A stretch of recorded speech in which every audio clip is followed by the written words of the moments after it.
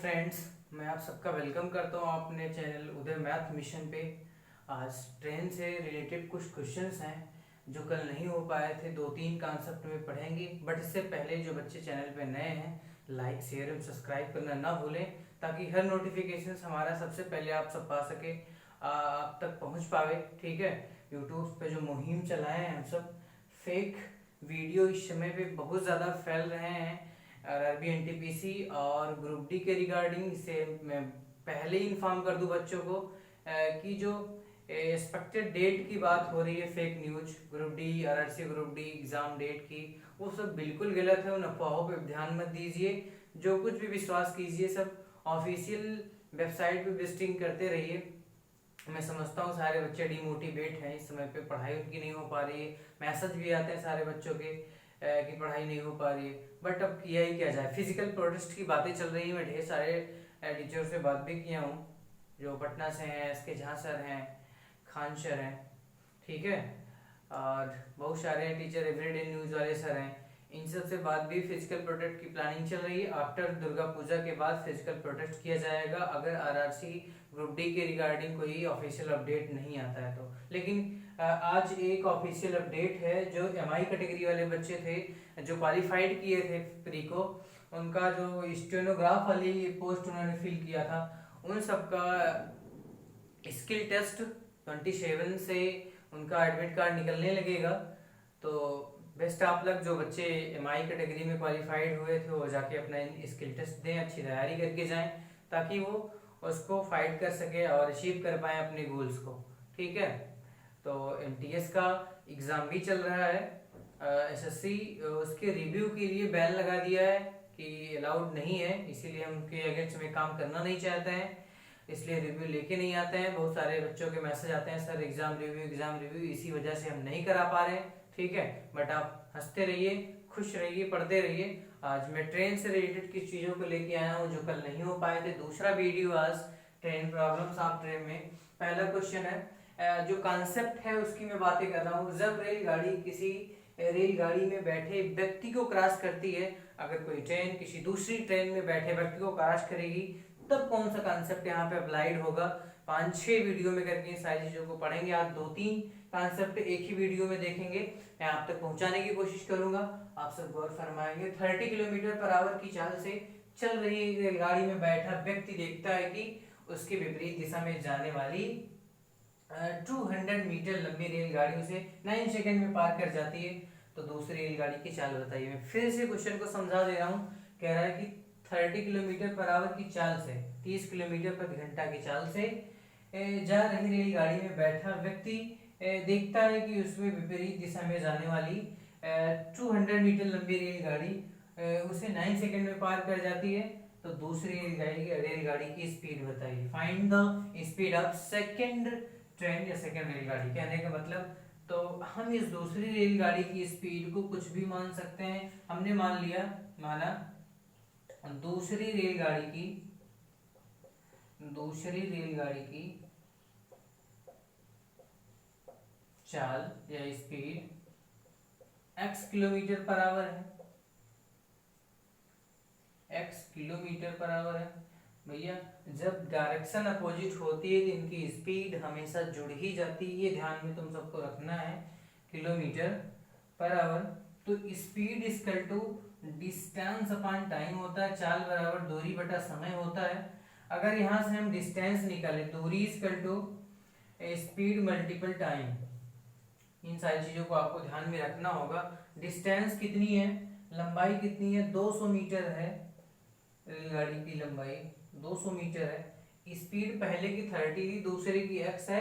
दोनों जब direction opposite होती है तो जुड़ जाती है, 30 + x। और जो टाइम है 9 सेकंड का है।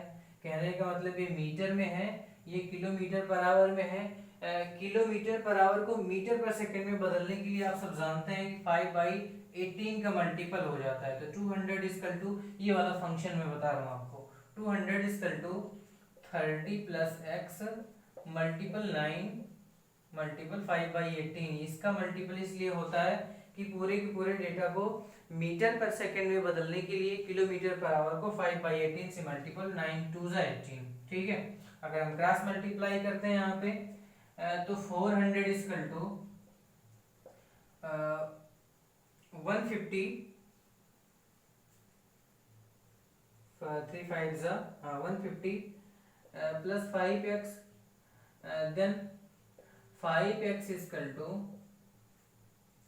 250, x equal to 50 kilometre per hour. मतलब जो दूसरी रेलगाड़ी है उसकी जो स्पीड है वो 50 किलोमीटर पर आवर। मैं फिर से बता दूं इतनी सारी चीज़ों को कि भैया अगर दोनों रेलगाड़ी की डायरेक्शन अपोजिट है, अगर दोनों रेलगाड़ी की डायरेक्शन अपोजिट है तो उसकी स्पीड हमेशा जुड़ती है। Speed equal to distance upon time होता है। स्पीड इसकी 30 किलोमीटर है, दूसरे की x हमने मान लिया इसीलिए जुड़ जाएगी क्योंकि डायरेक्शन अपोजिट है, पहले ही बता दिया गया था। डिस्टेंस 200 मीटर है, टाइम जो है 9 सेकेंड का है। क्रॉस मल्टीप्लाई अगर हम करते हैं तो 30 प्लस एक्स मल्टीपल 9, 5/18 का मल्टीपल इसलिए करते हैं क्योंकि मीटर पर सेकेंड को किलोमीटर पर आवर में इजकल टू 200। यहाँ से हमें ये मिलता है कि 150 प्लस 5x इजकल टू 400, 9 2 18 में यहाँ से, ठीक है। तो यहाँ से 5x equal to 250, x equal to 50 kilometre per our.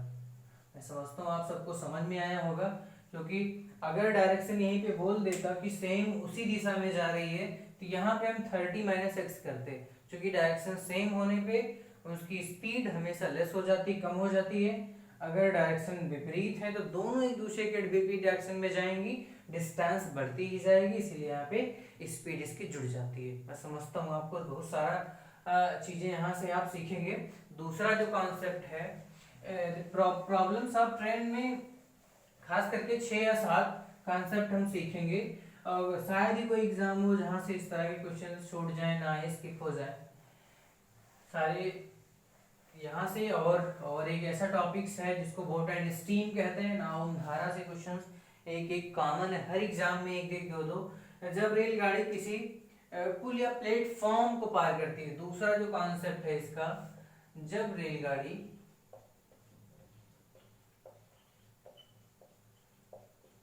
किसी पुल, ब्रिज या प्लेटफॉर्म को पार करती है, फॉर्म को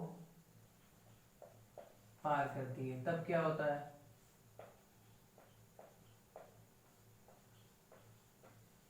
एक बात समझो यहाँ से, अगर कोई ट्रेन है यहाँ पे ट्रेवल कर रही है और कुछ ट्रेन प्लेटफॉर्म की भी तो लेंथ होती है, कुछ पुल की भी तो लेंथ होती है। कहने का मतलब वहां पे इस प्लेटफॉर्म की लंबाई और जो ट्रेन है उसकी लंबाई जुड़ जाती है, क्योंकि जिस प्लेटफॉर्म को पार कर रही है उसकी भी लेंथ है लंबाई, जिस ब्रिज को पार कर रही है, पुल को पार कर रही है, उसकी भी लेंथ होती है। तो इन सारी चीज़ों को आप थोड़ा एक्स्ट्रा ऑर्डिनरी के साथ समझे रहना, ताकि आप आगे क्वेश्चन कर पाए। इससे रिलेटेड क्वेश्चन जो है 270 मीटर लंबी रेलगाड़ी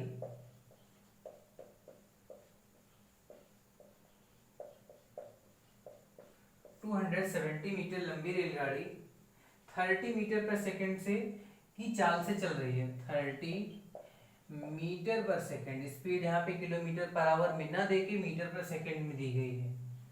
30 मीटर पर सेकंड की चाल से चल रही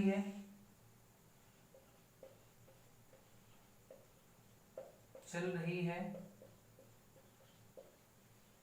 उसके बाद कह रहे हैं 180 मीटर लंबे पुल को कितने समय में पार कर पाएगी? 180 मीटर लंबे पुल को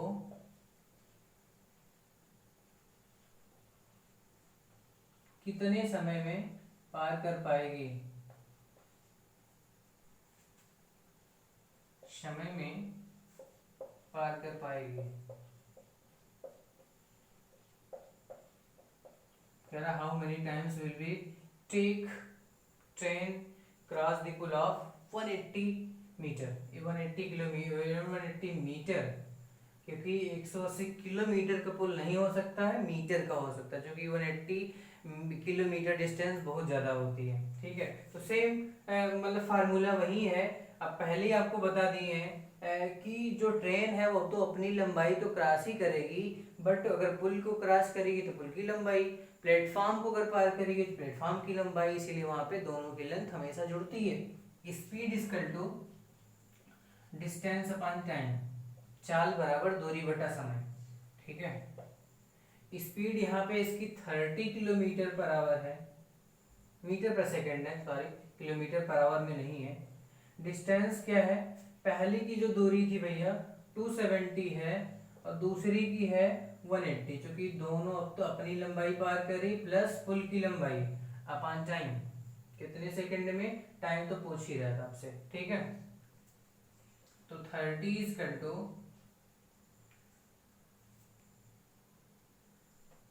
450, इन दोनों को ऐड करते हैं 450/t, ये भी मीटर पर सेकंड में है, ये भी मीटर में है, इसलिए दोनों यूनिट्स को बदलने की जरूरत नहीं। अगर यहाँ पे 450 किलोमीटर पर आवर होता तब हम इसको मीटर पर सेकंड में बदलते या इसको किलोमीटर पर आवर में करते, कहने का मतलब यूनिट सेम करते।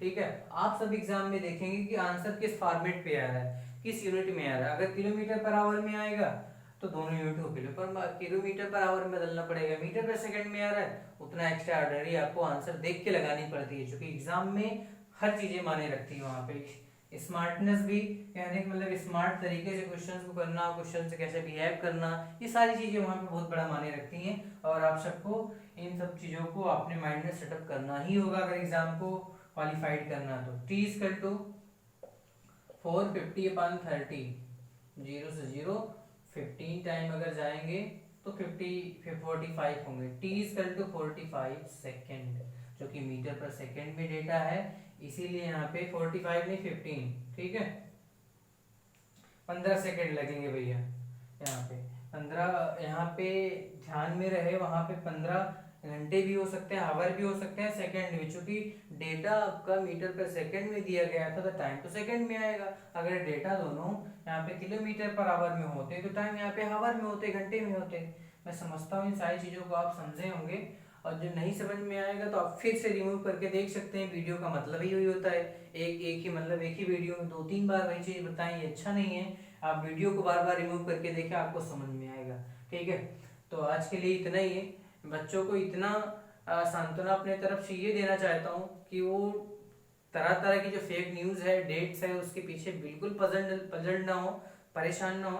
ठीक है, जैसे ही ऑफिशियल अपडेट आएगी आप सबको इन्फॉर्म की जाएगी। वैसे एकदम लास्ट स्टेज पे पहुंच चुका है RRB NTPC, कहने का मतलब CBT 1 CBT फर्स्ट का रिजल्ट पब्लिश ही होने वाला है। आप सब थोड़ा ही वेट कर लीजिए, अप्रॉक्सीमेटली 10 या 15 डेज। जैसे आप तक अभी तक इतना इंतजार किए, वेट किए हैं, ऐसे थोड़ा और धैर्य पेशेंस बनाए रखें। गवर्नमेंट एग्जाम की जो बच्चे तैयारी करते हैं उसमें सबसे ज़्यादा पेशेंस की जरूरत होती है, धैर्य की जरूरत होती है, जो कि वो डिस्क्वालीफाई सभी को फर्स्ट टाइम सेकेंड टाइम से सफलता नहीं मिलती है। जिसको नहीं मिलती है उसको पेशेंस बनाने की सबसे ज़्यादा ज़रूरत है। ठीक है, मैं समझता हूँ मेरी हर बातें आपको बहुत समझ में आएंगी। आज के लिए इतना ही, थैंक यू।